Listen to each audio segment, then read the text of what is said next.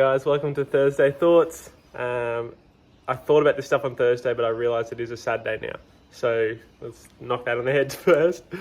But I've been just busy doing some downwind sort of foil testing and some fun stuff. But I want to talk about the evolution of downwind foil boards and I guess why I think boards like the Barracuda have come about. And I think they're really cool and it's kind of in perfect timing. But basically, if you go back, I guess 6 years when I started downwind foiling, I was using foils like the Maliko 200 and I was using a board that was 7.2 by 24.5. Foils didn't progress that fast. So we were continuing to paddle up on big lifty foils like the Maliko 200 and like the GL 180. And they were easy to paddle up. So for myself, paddling up what I progressed down to was a 6 by 24. And that was fine and easy for me to paddle up because the Maliko 200 was nice and lifty. Even the Eva was nice and lifty, so I could get away with it. Fast forward to now, and we're paddling up foils that are much, much smaller, like way smaller than what we ever imagined was possible. And you know, the Barracuda style boards, which Dave Klarmer has sort of, I say, reinvented, makes a lot of sense.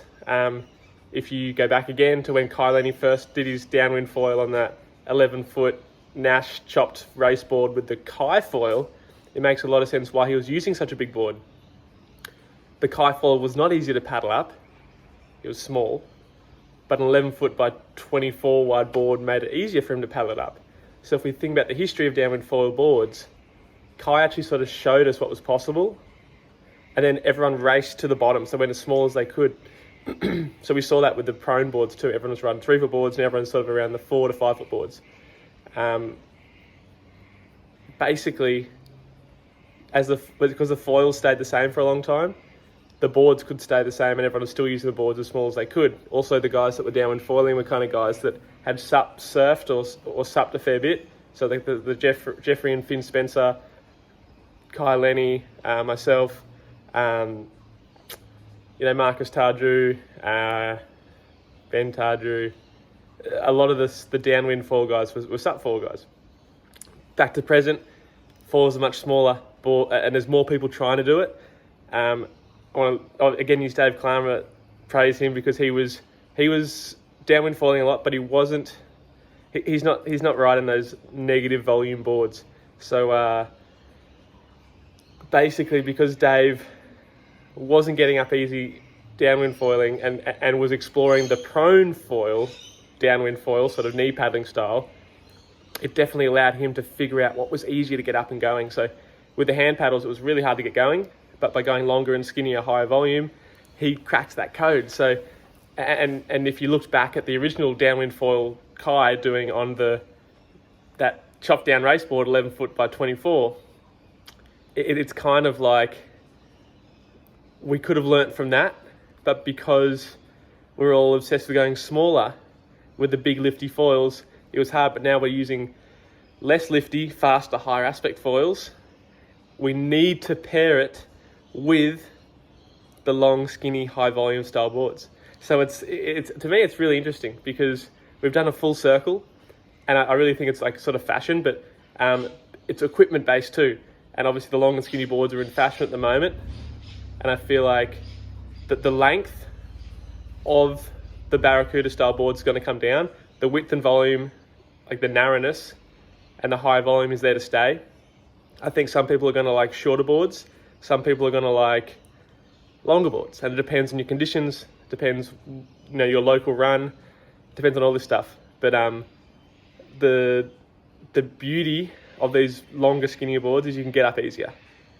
The negative of them is once you're up, they're still great to downwind, but compared to a 6-foot board, they're not quite as nice to turn. But if you're not getting up, obviously longer and skinnier is always better.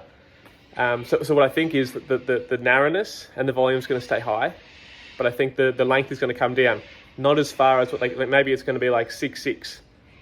Maybe it's going to be 6 foot.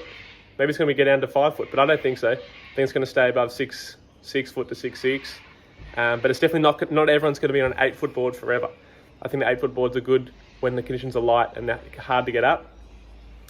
But I've been thinking about this a fair bit, and I was chatting to a mate of mine, and it's just cool how the evolution was kind of stopped because the foils were easy enough to paddle up, and the guys that were downwind foiling were good paddlers and sup paddlers, so they could get used to the smaller boards.